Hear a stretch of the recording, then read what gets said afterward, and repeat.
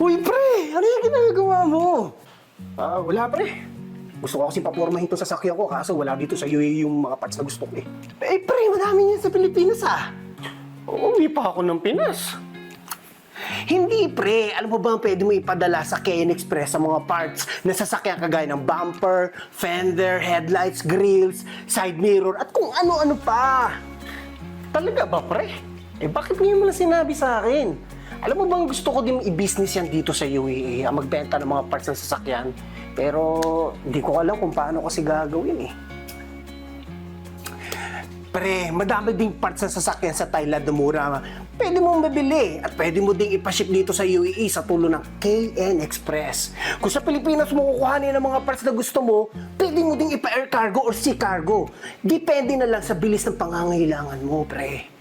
Kung sa Thailand naman ang nag-a-accept ang KN Express via air cargo, na 2 araw lang matatanggap mo na yung padala mo. Nako, pre, gusto ko yan. Eh, paano ba kontakin ng KN Express? Ito yung number nila, oh. Oh, pre, idamay mo na yung popormahan ko sa sakyan, pare ha, pag successful ka na.